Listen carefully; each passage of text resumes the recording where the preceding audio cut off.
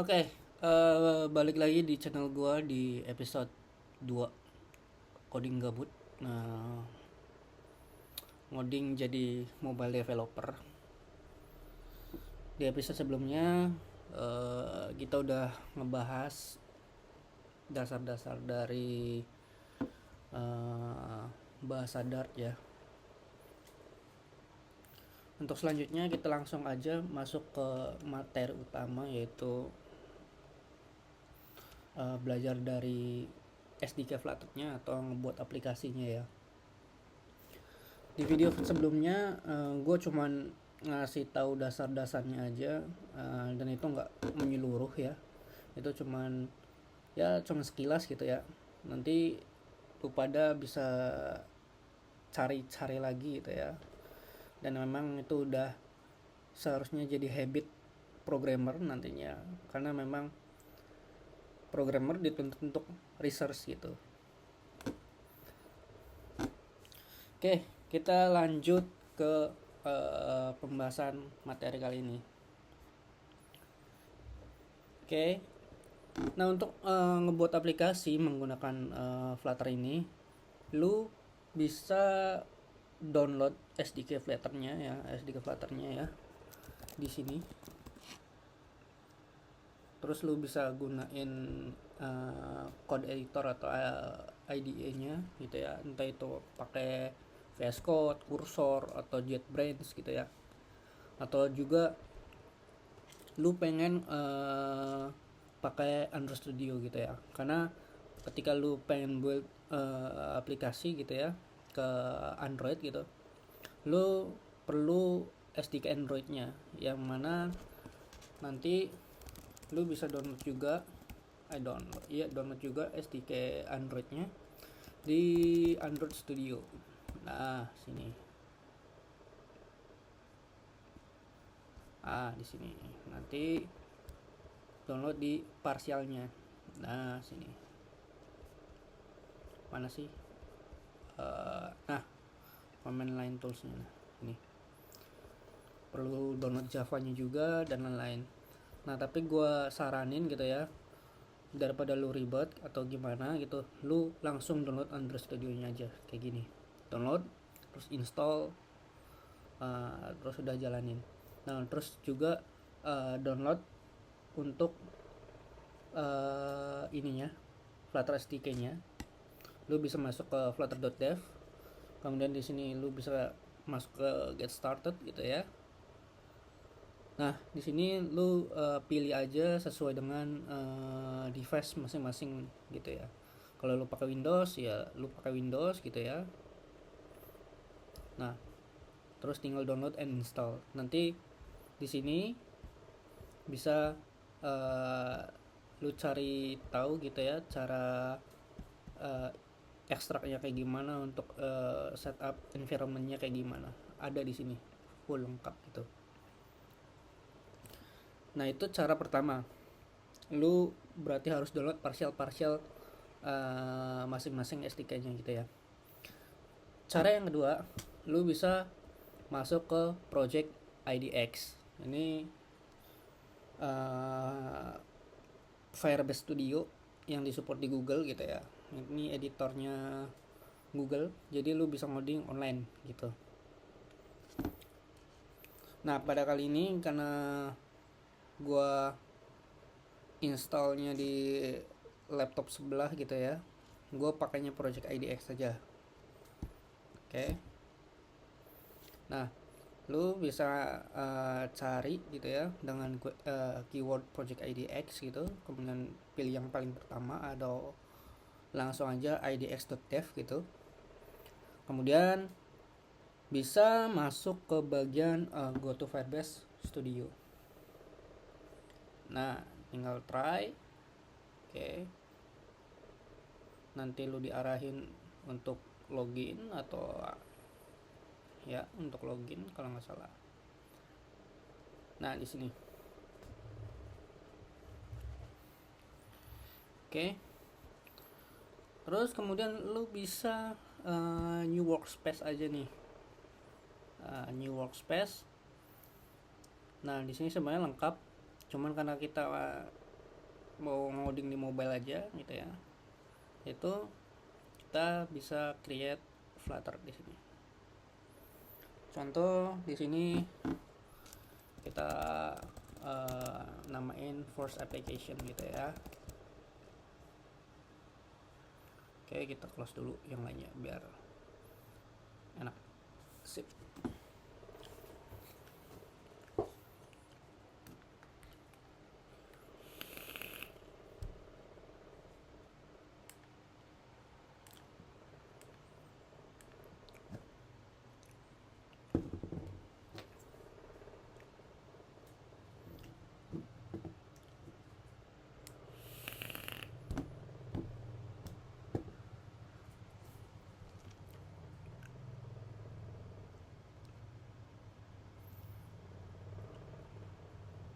Oke, kita install juga untuk extensionnya di sini.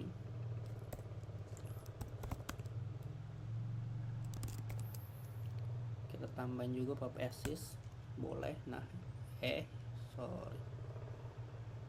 Nih, pub assist buat kebantu kita nanti buat nambahin plugin-pluginnya atau package-package-nya. Oke, balik ke struktur ininya, code-nya. Ups. Nah, what the hell? Ini dia.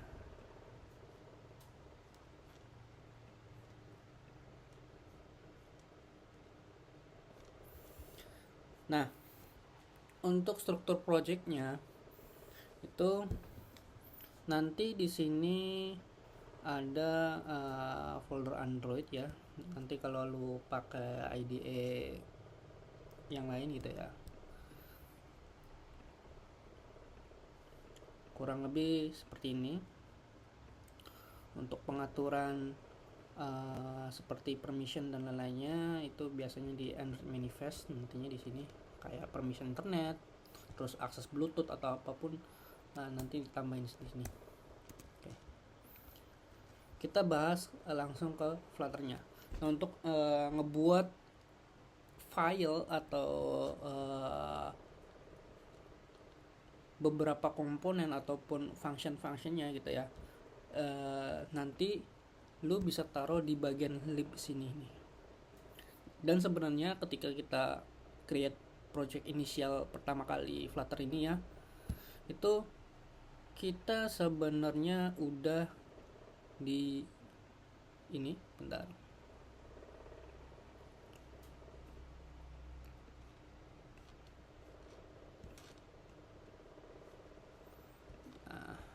Oke, gua spirit aja lah. Nah,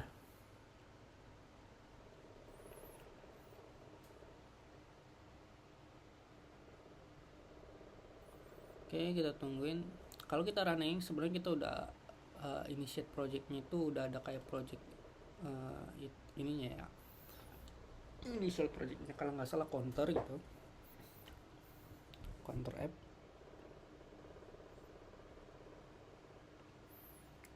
Nah, kenapa dah?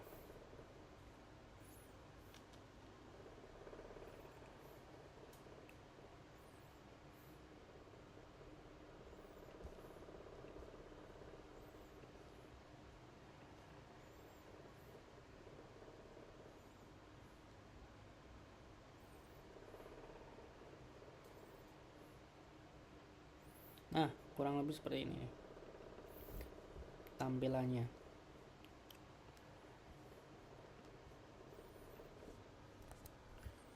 Jadi waktu pertama kali initial project, lu tuh udah dibuatin kayak sampel aplikasinya, kurang lebih kayak counter kayak ini. Kalau lu klik gitu, dia angkanya nambah. Oke. Ntar gue stop lagi, gue pakainya debug aja biar kelihatan di bagian konsolnya ini.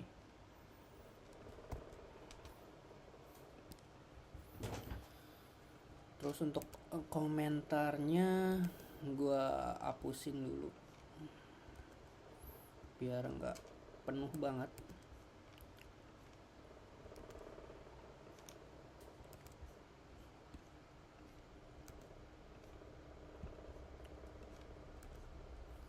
Oke.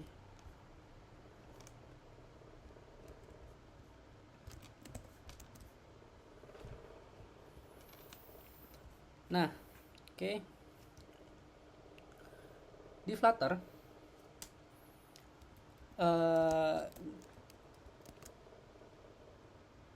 ada dua class state ya. Ada dua jenis class state yang mana yaitu stateless dan stateful widget. Apa sih class state ini? Nah, state ini kalau diibaratin itu apa ya? Lebih ke halaman gitu ya, halaman antarmuka atau halaman dari aplikasi kita gitu ya, yang mana yang lagi berjalan gitu, itu yang dinamakan state. Nah, bedanya apa antara stateless dan stateful? Nah, bedanya kalau kita menggunakan stateless itu kita nggak bisa ngerubah atau nge-render ya, atau merender ulang gitu ya, membuild ulang gitu ya, membuild ulang value-value yang di dalamnya. Contoh gini. Nah, apa ya contohnya ya? Gini.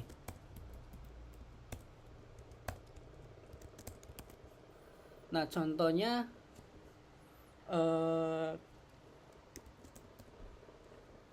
ini aja nih, yang counter ini ya, counter ini. Nah, counter ini itu dia dibangun di dalam kelas stateful gitu ya, yang mana ketika ada perubahan atau apapun yang berinteraksi di halaman antarmuka atau UI ini ada perubahan gitu ya, dia bisa dirubah juga ya, yang tadi ya gitu ya. Ketika kita klik action buttonnya gitu ya, kita menyuruh perintah bahwa ketika klik itu counternya itu ditambahin di sini. Nah, dan tampilan antarmukanya ini atau tampilan device-nya itu bakalan di render ulang atau di build ulang supaya perubahan dari counter ini berubah sesuai dengan action yang kita kasih ini. Nah, di sini actionnya apa ya tadi, counter plus plus plus gitu. Ketika kita klik buttonnya itu, dia bakal nambah. Nah, bakal nambah.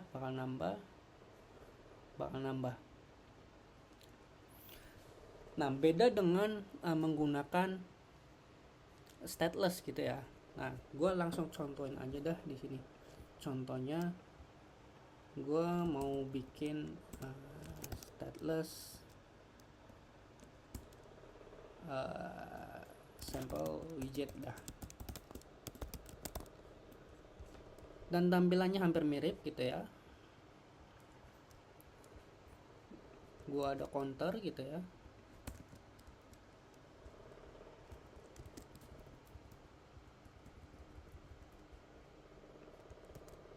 Counter misalkan ya. Untuk tampilannya mirip aja. Gue kopas dari sini. Oke.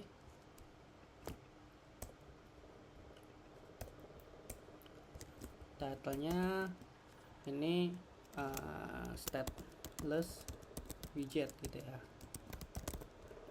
Oke. Terus kemudian ada counter increment. Jadi gua tambahin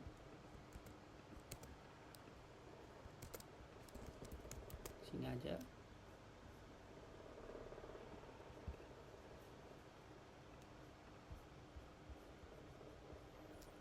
Nah, terus gue panggil sampel statelessnya di bagian sini. Oke, kita refresh ulang, restart. Nah, di sini udah berubah ya, dia udah masuk ke kelas ini sample widget, yaitu dengan title app bar itu stateless widget. Nah, di sini itu ketika kita klik counternya gitu ya, ini nggak bakalan berubah gitu, nggak bakalan ngerender ulang value counternya, walaupun di sini kita udah nambahin gitu ya, karena dia sifatnya itu immutable, nggak bisa di render ulang. Berbeda dengan stateful. Ketika kita menggunakan stateful, aplikasi kita itu atau antarmuka aplikasi kita itu kita bisa render ulang atau kita build ulang supaya nilai dari perubahan nilai itu sendiri itu kita bisa rubah di tampilan aplikasi kita gitu kurang lebih.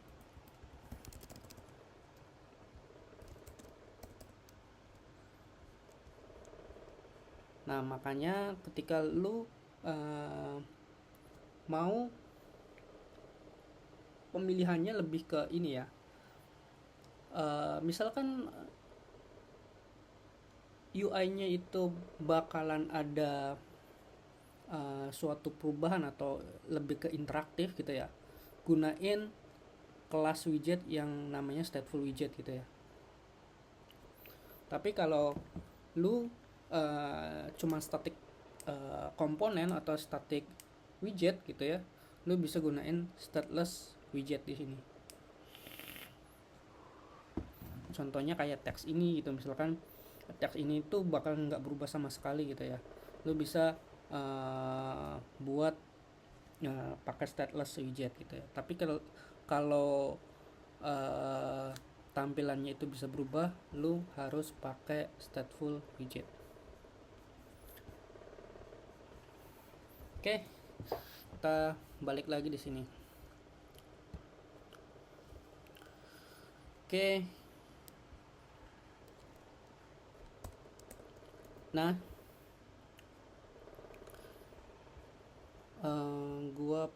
bentar, gua hapus dulu.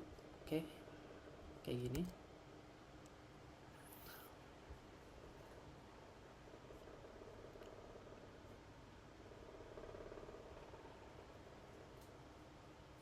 Oh ya, nah di Flutter itu sebenarnya kita udah disediain namanya hot restart sama hot reload. Ini fungsinya apa?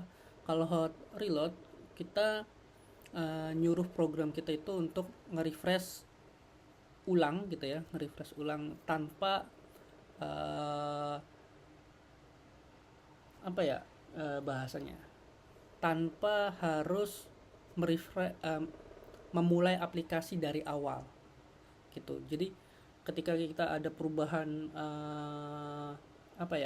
tampilan gitu ya, yang dimana di suatu page gitu ya, kita nggak perlu balik aplikasi lagi waktu pertama kali gitu. Jadi ketika kita pakai hot reload gitu ya, hot reload itu yang bakalan di refresh ininya aja, page yang sekarang kita buka gitu. Tapi kalau hot restart itu bakalan di refresh semuanya, satu full project gitu. Nah, oke, balik lagi di sini. Di sini gue menggunakan scaffold ya. Scaffold widget ini dia mirip kayak base dari tampilannya. Karena kalau nggak pakai scaffold itu kita nggak bisa atur app barnya gitu ya. Ya walaupun bisa sih pakai custom gitu. Cuman kalau kita pakai scaffold itu kita udah disediain beberapa template untuk ngisi tampilan dari app-nya itu sendiri. Di scaffold itu ada app bar gitu ya. App barnya apa? Kemudian ada bodinya juga gitu ya. Bodinya apa? Misalkan gue bikin center sebuah teks di sini. ini page. Oke. Nah, app barnya gue mau kasih contoh, titlenya tambahin teks, misalkan ini aplikasi itu pertama. Nah, kurang lebih seperti ini. Kalau lo mau ubah warnanya, bisa background colornya kita kasih red misalkan, boleh. Nah, teksnya kita tambahin style juga boleh, colornya misalkan white. Oke.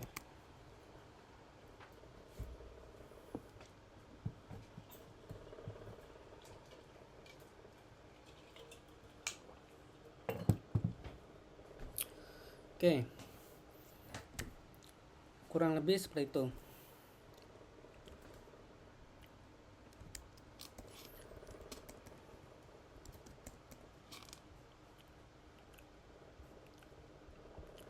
Nah, ini untuk sampel stateless gitu ya. Nah, kemudian kita masuk ke sampel stateful. Tadi aja mana sampel widget sama my homepage. Nah, di my homepage kita samain aja scaffold, terus kita ubah aja ya ininya, backgroundnya jadi orange. Nah, ini page, ini counternya kita hapus aja.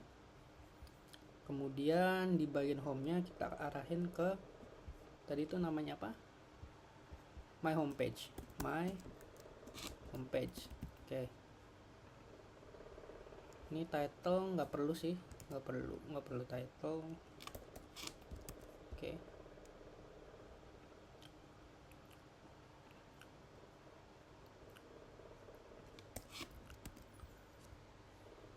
Sip. Ini udah masuk ke my homepage.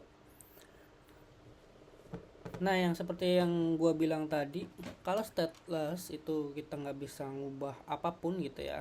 Nah, atau kita nggak bisa render ulang antar mukanya atau halaman yang kita tampilkan sekarang. Tapi kalau kita stateful itu kita bisa render ulang halaman kita gitu ya.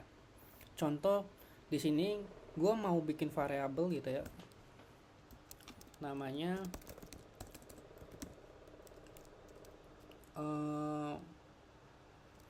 value body aja ya. Value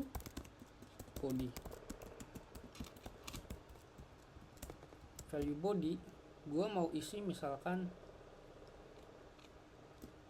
value pertamanya itu ini page. Nah, berarti kalau gue konsum di sini tinggal kayak gini aja. Komen dulu biar agak rapi. Oke. Nah, gue pengen ketika gue klik ini page ya, atau tulisan ini page ini, gue pengen merubah teksnya gitu ya. Misalkan jadi ini aplikasi gitu. Oke. Nah, lu tinggal wrap aja di sini, wrap pakai widget gitu ya. Terus lu ganti dengan widget Inkwell supaya bisa ada action on tap gitu. Jadi ketika on tap di sini, klik di sini gitu ya. Gue mau ngerubah value body-nya itu jadi ini aplikasi gitu ya. Caranya gimana? Cukup mudah. Lu bisa langsung panggil di sini gitu ya untuk ngerubahnya. Di sini contohnya value body jadiin ini halaman baru, halaman baru. Nah, kayak gini.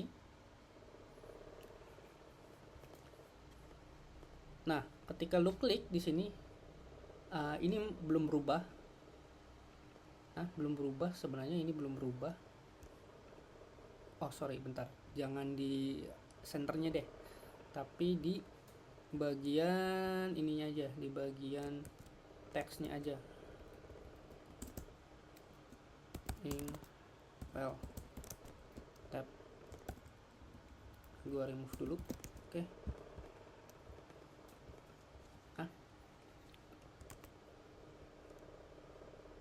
Oke, gua balikin lagi bentar.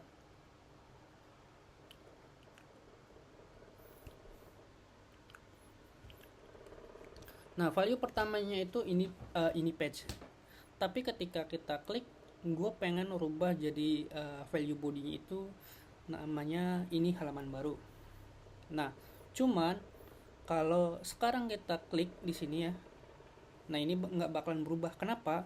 Karena kita belum manggil untuk render ulangnya, atau kita belum manggil function untuk merefresh halaman ini. Nah, untuk functionnya itu kita panggil yang namanya set state. Jadi kita ngeset bahwa nih ada perubahan nih gitu ya di bagian value body yang tadinya itu ini page gitu ya. Gue mau merubah value body ini jadi halaman baru gitu. Oke. Nah nanti, nah kurang lebih seperti ini. Oke, gue hot reload dulu. Hot reset ya. Nah ketika kita klik, nah halaman yang baru gitu. Gue mau rubah lagi itu 1 2 3 bener-bener berubah gitu. Oke. Nah di sini ketika kita klik, nah 1 2 3 gitu.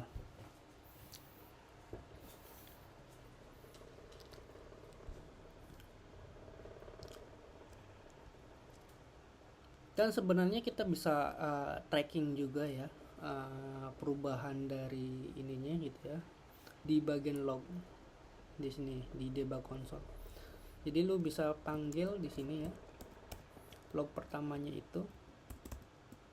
Nah misalkan nilai body gitu ya, nilai bodinya pertamanya apa gitu, value body. Oke. Ups, bentar. Nah, nilai body awalnya itu yaitu ini page gitu ya. Tapi ketika kita klik ini, nah nilai bodinya sebenarnya udah keganti di sini tuh. Sama gitu.